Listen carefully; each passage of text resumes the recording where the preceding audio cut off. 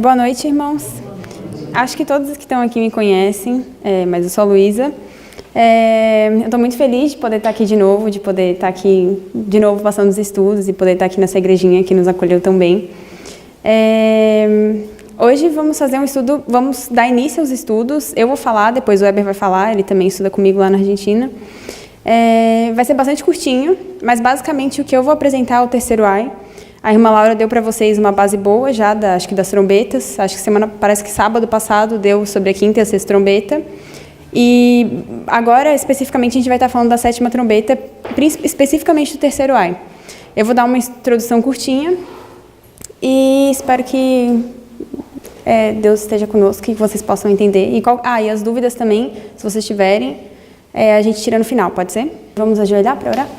Querido e maravilhoso bom Deus, obrigada, Senhor, por este santo sábado, obrigada porque podemos estar aqui reunidos na Tua presença para honrar e engrandecer o Teu nome através de conhecermos cada vez mais a Ti através da Tua palavra.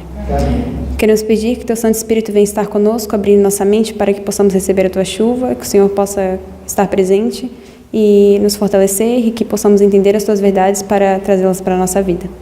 É o que te pedimos, em nome e por amor de Jesus. Amém. Hoje, basicamente, o que eu vou fazer é que, eu vou estabelecer um princípio.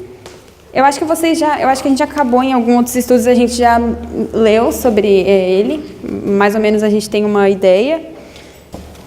A gente pode começar lendo Apocalipse 11, a partir do verso 15 até o 19. Se alguém quiser ler.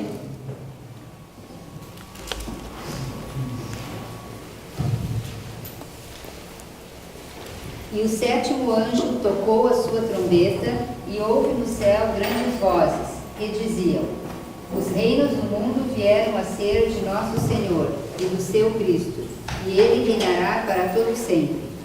E os 24 anciãos que estão assentados em seus tronos diante de Deus, prostraram-se sobre seus rostos e adoraram a Deus, dizendo: graças te damos, Senhor Deus Todo-Poderoso, que és e que eras e que hás de vir, que tomaste o teu grande poder e reinaste. E iraram-se as nações, e veio a tua ira, e o tempo dos mortos para que sejam julgados, e o tempo de dares o galardão aos profetas, teus servos, e aos santos, e aos que temem o teu nome, a pequenos e a grandes, e o tempo de destruíres os que destroem a terra. E abriu-se no céu o templo de Deus, e a arca da sua aliança foi vista no seu templo, e houve relâmpagos, e vozes, e trovões, e terremotos, e grande saraiva. Então, o que a gente tem aqui é a sétima trombeta. Não sei se vocês se lembram bem da quinta e da sexta, mas aqui a partir do verso 15 até o 19 a gente tem a sétima trombeta. O que eu vou estar fazendo nesses estudos, a gente vai enfocar bastante no verso 18. Mas agora, a gente pode entender mais ou menos o verso 15. A gente tem que entender também que Apocalipse é um livro que ele não é necessariamente cronológico. E isso é o que acontece aqui na sétima trombeta. Se a gente vai no verso 15, todos têm o arquivo que eu enviei no grupo, tem acesso? Página 19 do arquivo.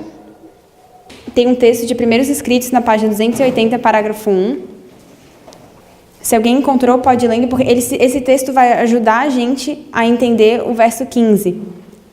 Começa falando assim: cada caso fora decidido para a vida ou para a morte. Enquanto Jesus estiver ministrando no santuário, o juiz estiver em andamento pelos justos mortos e a seguir pelos justos vivos. Cristo recebera seu reino, tendo feito expiação pelo seu povo e apagado seus pecados. Os súditos do reino estavam completos, as bodas do Cordeiro estavam consumadas, e o reino e a grandeza do reino sob todo o céu foram dados a Jesus e aos herdeiros da salvação, e Jesus deveria reinar como Rei dos Reis e Senhor dos Senhores. Aqui, no final do verso 15, fala que o Senhor e do seu Cristo vieram a ser de nosso Senhor e do seu Cristo, e ele reinará para todo sempre.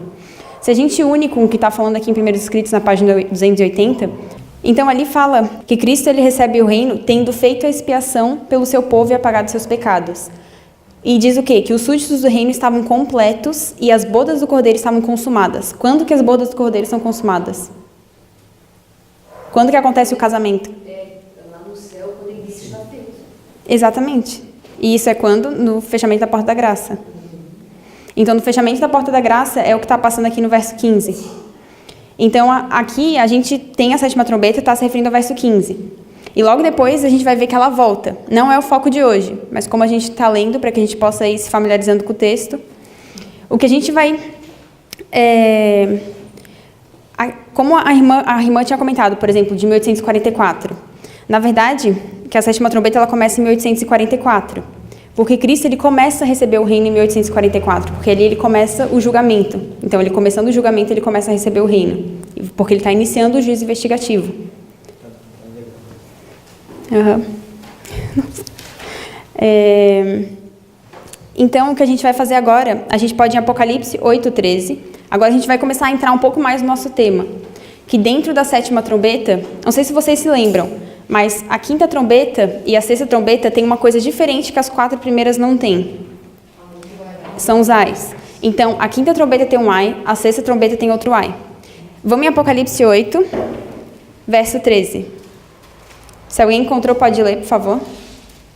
Enquanto eu olhava, ouvi uma águia que, voando pelo meio do céu, dizia com grande voz: ai, ai, ai dos que habitam sobre a terra, por causa das outras vozes das trombetas dos 3 anjos que ainda vão tocar. Então aqui a gente tem a menção de... São mencionados 3 ais. E aqui a gente está no final do capítulo 8, ou seja, a gente está no final onde são mencionadas as 4 primeiras trombetas. Então, termina de mencionar as 4 primeiras trombetas, e logo depois são mencionados 3 ais, que vão seguir. Ou seja, são 3 ais que vão seguir. A gente já viu que tem um na quinta, outro na sexta, e a gente espera um na sétima. A gente tem que esperar um na sétima. A gente pode ir em Apocalipse 11:14 também.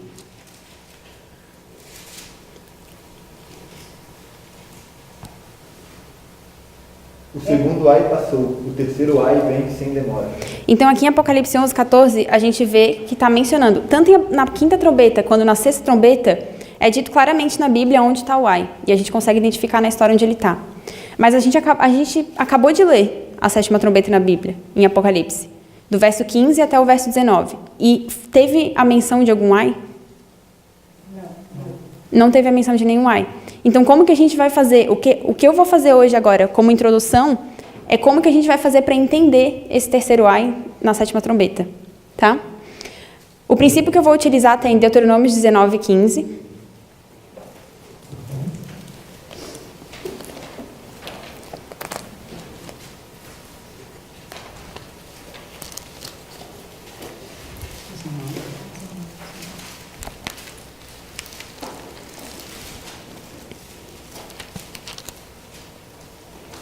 Quem encontrou pode ler. Deuteronômio 19:15. Mas sua testemunha não se levantará contra alguém por qualquer iniquidade ou por qualquer pecado, seja qual for o pecado cometido. Pela boca de 2 ou de 3 testemunhas se estabelecerá o fato. Exatamente. Vamos agora para 2 Coríntios 13:1. O que é dito aqui que é o que basicamente vai ser repetido em 2 Coríntios, mas que pela boca de 2 ou 3 testemunhas se confirma um fato, se estabelece um fato. 2 Coríntios 13, verso 1.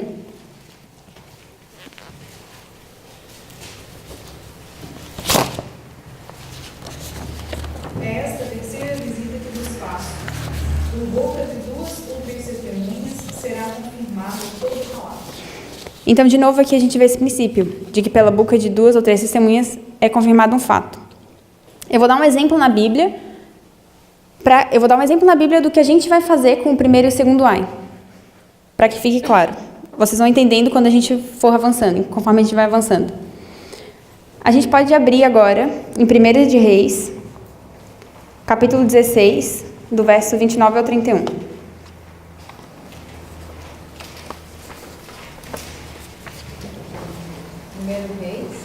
1 Reis, capítulo 16, primeiro, do verso 29 ao 31. Acabe, filho de Omri, começou a reinar sobre Israel no 38º ano de Asa, rei de Judá. E reinou Acabe, filho de Omri, sobre Israel em Samaria, 22 anos. Fez Acabe, filho de Omri, o que era mau aos olhos do Senhor, mais do que todos os que foram antes dele.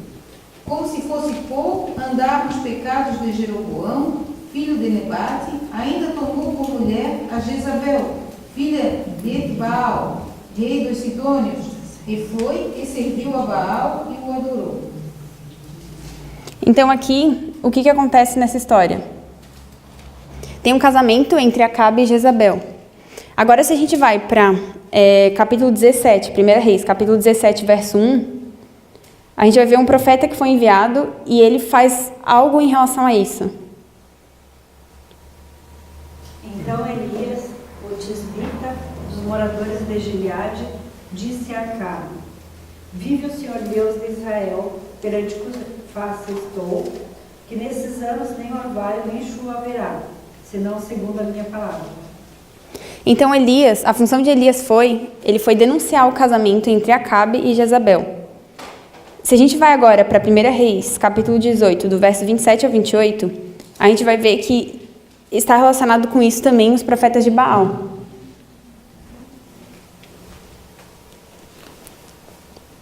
Quanto?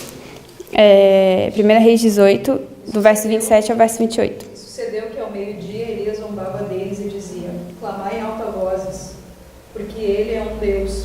Pode ser que esteja falando, ou que tenha alguma coisa que fazer, ou que intente alguma viagem. Talvez esteja dormindo e despertará.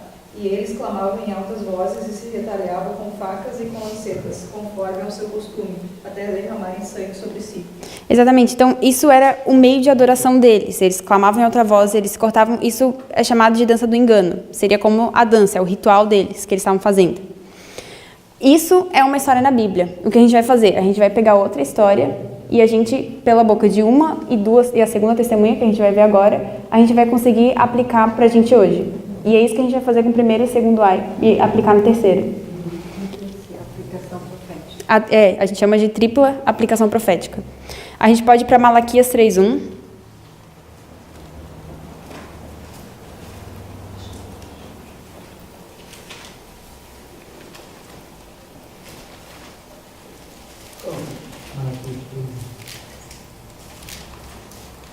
Eis que eu envio o meu mensageiro, e ele há de preparar o caminho diante de mim. E de repente virá ao seu tempo o Senhor a quem vós buscais, e o anjo do pacto a quem vós desejais. Eis que ele vem, diz o Senhor dos Exércitos. Então, alguém sabe de quem está falando aí? De João Batista. E alguma coisa vai passar bastante semelhante na história de João Batista com o que aconteceu na história de Elias. A gente pode ir para Mateus 11, do verso 13 ao verso 14.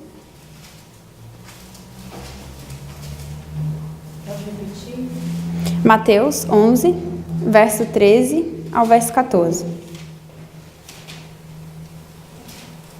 Porque todos os profetas e a lei profetizaram até João. E se o quereis reconhecer, ele mesmo é Elias, que estava para vir. Então, o que fala aí sobre João Batista? Que ele é o Elias. Então, aqui a gente vê João Batista que foi representado por Elias.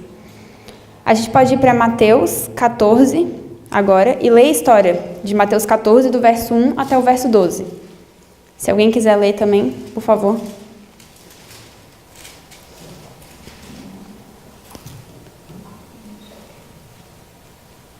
Porque aquele tempo ouviu Herodes, o tetrarca, a fama de Jesus. E disse a seus servos: Este é João Batista, que surgiu dos mortos. E por isso nele operam estes poderes miraculosos. Herodes havia mandado prender a João e o fizera acorrentar e lançar no cárcere por causa de Herodias, mulher de seu irmão Filipe. Pois João lhe dissera: Não te é lícito possuí-la. Queria matá-lo, mas temia o povo, porque o tinham como profeta. Festejando-se, porém, o dia natalício de Herodes, dançou a filha de Herodias diante de todos e agradou tanto a Herodes que este prometeu, com juramento, dar-lhe tudo o que pedisse. Então ela, instruída por sua mãe, disse: Dá-me aqui num prato a cabeça de João Batista. O rei se entristeceu, mas por causa do juramento e dos que estavam à mesa com ele, ordenou que lhe a desse. E mandou degolar a João no cárcere. A cabeça foi trazida num prato e dada à jovem, e ela a levou à sua mãe. Então chegaram seus discípulos, levaram o corpo e o sepultaram. Depois foram anunciá-lo a Jesus. Então, o que aconteceu nessa história? A gente vê agora João Batista também denunciando um casamento ilícito que era entre Herodes e Herodias. E quem foi e teve como os profetas de Baal, Salomé utilizou de uma dança do engano para que ela conseguisse a cabeça de João Batista. Então a gente tem esse princípio agora. A gente pode ir para a página 1 do nosso arquivo e a gente vai ler em História da Redenção, na página 198, no parágrafo 1, está na página 1 do arquivo. Um pouco mais embaixo. Começa, João viera no espírito e virtude de Elias. Se alguém quiser ler. João viera... Espere, não. Está na página 1 do arquivo, no final da página. João viera no espírito e virtude de Elias, para proclamar o primeiro advento de Jesus. Representava os que sairiam no espírito e virtude de Elias, para anunciar o dia da ira e o segundo advento de Jesus. Então, esse texto já nos ajuda a conectar alguma coisa, porque a gente vê primeiro Elias, João Batista sendo representado por Elias, como? Aqui está o primeiro Elias, João Batista como segundo Elias, e quem que a gente vê agora que seria o terceiro Elias, digamos, ou a pessoa que João Batista estava representando também? A gente acabou de ler no texto. São os que vão estar proclamando o quê? Sairiam no espírito de Elias para anunciar o dia da ira e a segunda vinda de Jesus. Então são os que vão estar anunciando a segunda vinda de Jesus. A gente pode ler o próximo texto, que é Temperança, página 91, parágrafo 2. TE 91.2. Está um pouco mais claro ainda esse próximo texto. A obra de João fora predita pelo profeta Malaquias. Eis que eu vos envio o profeta Elias, antes que venha o dia grande e terrível do Senhor, e converterá o coração dos pais aos filhos, e o coração dos filhos aos pais.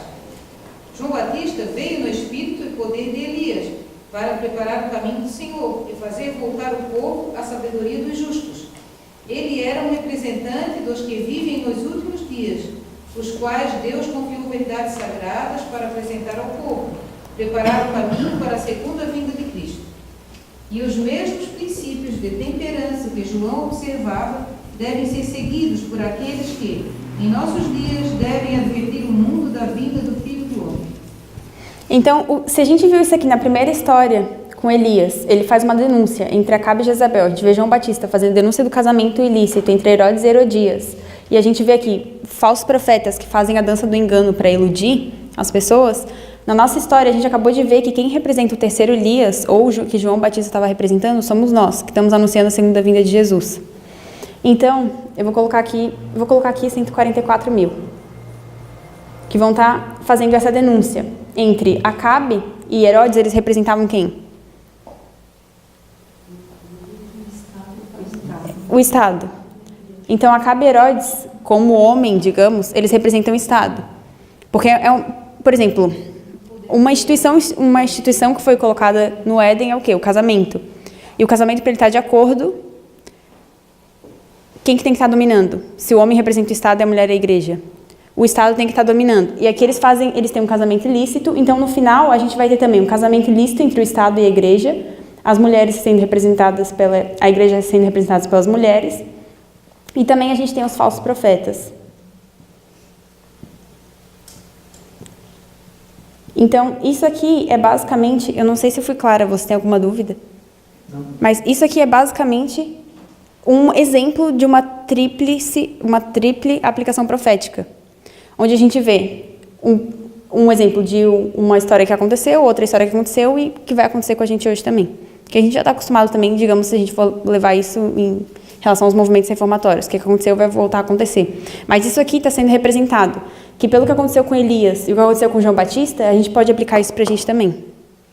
Então é isso que a gente vai fazer com o primeiro e o segundo ai, para que a gente possa entender o terceiro. Já que o terceiro ai a gente não tem nenhuma informação sobre ele, não menciona ele, não tem nenhuma outra menção dele em Apocalipse, principalmente dentro da sétima trombeta não tem, que nem tem na quinta e na sexta. Então o que a gente vai fazer com o terceiro ai, para que a gente possa puxar características dele, a gente vai pegar características do primeiro ai, características do segundo ai, para que a gente possa começar a entender o terceiro ai e começar a poder colocar na nossa linha e começar a ter um pouco mais de referência Como que a gente pode entender isso? Então agora eu vou precisar que vocês se lembrem, a maioria estava presente no estudo passado, de sábado passado, da quinta e da sexta trombeta? Eu vou precisar que vocês puxem da memória de vocês, porque o que a gente vai fazer agora então? A gente vai pegar características do primeiro ai, características do segundo ai, e a gente vai juntar elas para que a gente possa ter uma noção das características do terceiro. Primeiro, quem é o povo que foi mencionado na quinta trombeta? A quinta trombeta faz referência a qual povo? Tu não vale.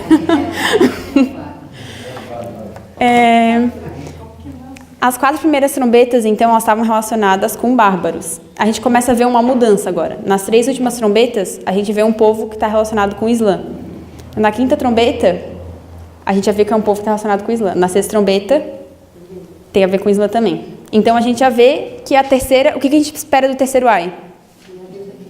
Que seja a mesma coisa. É alguma coisa relacionada com o Islã ou com os muçulmanos. Os animais que eram representados na quinta trombeta, alguém lembra? Se vocês quiserem, a gente pode ir lá em Apocalipse 8. Gafanhotos, escorpiões, cavalos, e no segundo ai, ou na sexta trombeta.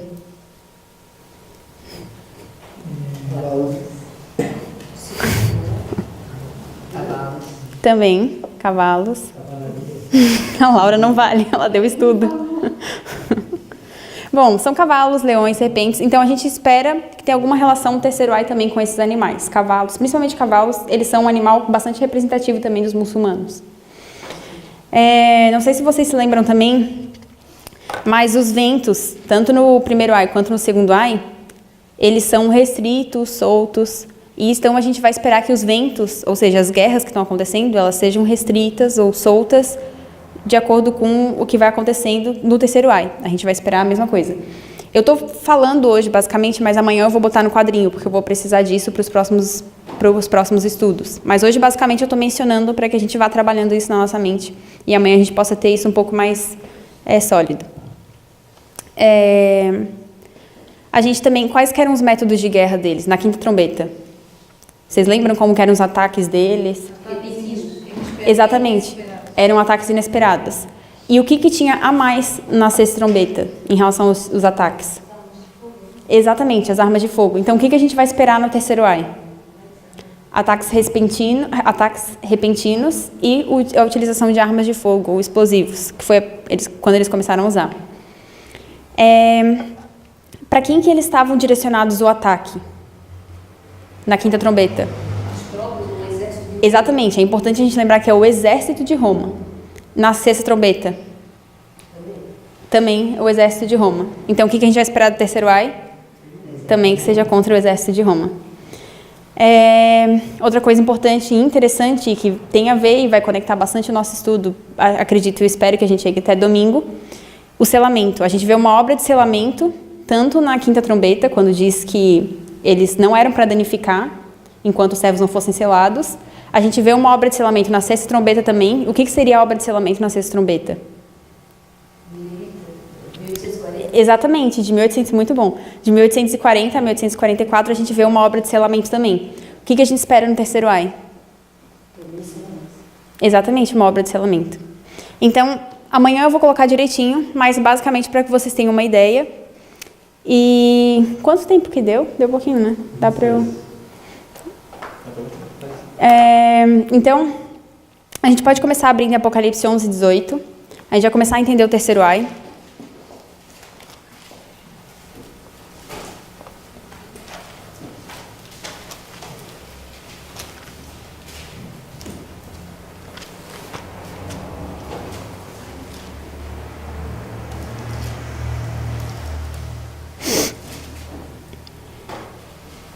Se alguém puder ler Apocalipse 11, 18. Na verdade, as nações se enfureceram. Chegou, porém, a tua ira, e o tempo determinado para serem julgados mortos, para se dar o galardão aos teus servos, os profetas, aos santos e aos que temem o teu nome, tanto aos pequenos como aos grandes, e para destruir os que destroem a terra. 19 também? Só o 18. Então, a gente vê aí principalmente 4 acontecimentos. A gente vê. Qual que é o primeiro que a gente vê? As nações escureceram. Exatamente. A gente vê primeiro a ira das nações.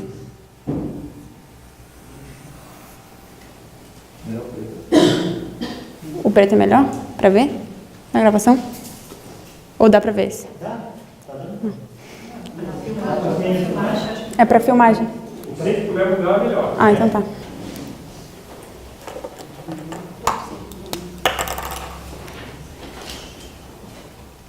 Então a gente vê primeiro a ira das nações. Exatamente. Depois a ira de Deus.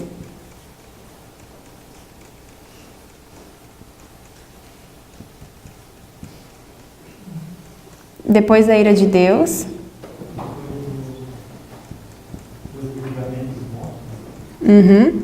Depois o julgamento dos mortos.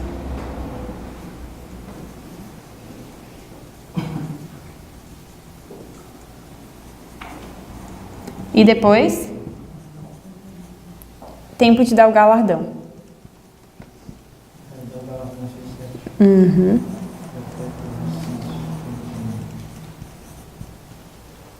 Então, aqui vocês têm uma ideia do que pode ser a ira de Deus, julgamento dos mortos ou tempo do galardão? O que é a ira de Deus? Tendo em contexto que a gente está trazendo a 7ª trombeta, que é depois de 1844.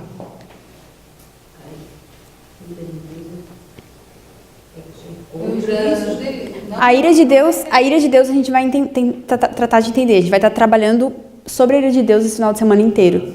A ira das nações, perdão. A ira de Deus, o julgamento dos mortos e o tempo de galardão, a gente acho que consegue estabelecer hoje. A ira de Deus, o que vocês imaginam que seria? O que Deus faz quando ele está irado? Ou no final dos tempos, o que ele vai fazer? As pragas. Os juízos, ele envia os juízos. Então a ira de Deus são as pragas. Em textos da irmã White a gente consegue ver claramente isso. É que, como o nosso enfoque não é esse, só para que vocês tenham uma noção, a gente está colocando isso como base para que vocês se orientem, digamos, no espaço e no tempo. O tempo dos mortos, se isso aqui são as pragas, quando que vão estar sendo julgados os mortos? Não tem texto que a gente vai ler depois que vão confirmar pra gente isso, mas alguém lembra ou sabe quando que os mortos são julgados? Os mortos. Começou em 1844, desde Adão. Julgamento dos mortos. A gente bom, depois a gente vê então nos próximos estudos. Mas o tempo, e tendo em conta que isso aqui está em ordem cronológica, depois das pragas. Quando que a gente vai estar analisando cada caso? Nos 1000 anos. Exatamente, no milênio. Mas igual esse ponto a gente vai ver melhor depois. Esse é o milênio, os 1000 anos. A gente vai estar analisando cada caso, mas a gente vai ver que isso, na verdade, são casos dos mortos. Dos julgamento dos... Bom. Já. Tá bom. E o tempo de galardão, então, depois de julgar os mortos, digamos a eternidade, quando tem a terceira vinda.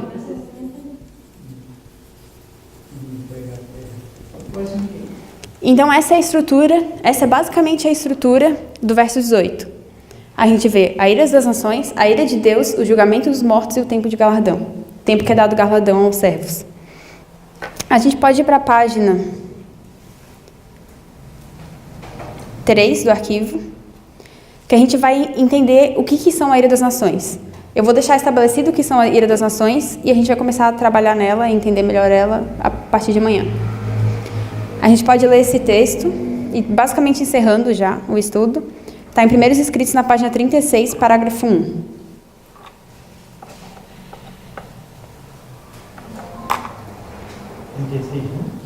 Primeiros Escritos, página 36:1. O texto começa: ao principiar o santo sábado. Isso. Ah, é verdade, meu documento está. Eu vou mandar outro documento para vocês depois. Mas é. 5 de janeiro de 1849, entregamos-nos à oração com a família do irmão Belden, em Rock Hill, né? E o Espírito Santo caiu sobre nós. Fui levado em visão para o lugar santíssimo, onde vi Jesus ainda intercedendo por Israel. Na extremidade interior de suas vestes havia uma campainha e uma romã. Campainha e uma romã. Vi então que Jesus não abandonaria o lugar santíssimo sem que cada caso fosse decidido, ou para a salvação ou para a destruição, e que a ira de Deus não poderia manifestar-se sem que Jesus concluísse sua obra no lugar santíssimo, depusesse seus atavios sacerdotais e se vestisse com vestes de vingança. Então Jesus sairá de entre o Pai e os homens, e Deus não mais silenciará, mas derramará sua ira sobre aqueles que rejeitaram sua verdade. Vi que a ira das nações, a ira de Deus e o tempo de julgar os mortos eram acontecimentos separados e distintos, seguindo-se um ao outro. Também que Miguel não se havia levantado, e que o tempo de angústia, tal como nunca houve, ainda não havia começado. As nações estão se irando agora, mas quando nosso sumo sacerdote concluir sua obra no santuário, as nações estão se irando agora, mas quando nosso sumo sacerdote concluir a sua obra no santuário, ele se levantará, porá as vestes de vingança, e então as 7 últimas pragas serão derramadas. Então, aqui, a gente estava falando antes, mas esse texto confirma tudo que a gente estava falando, basicamente.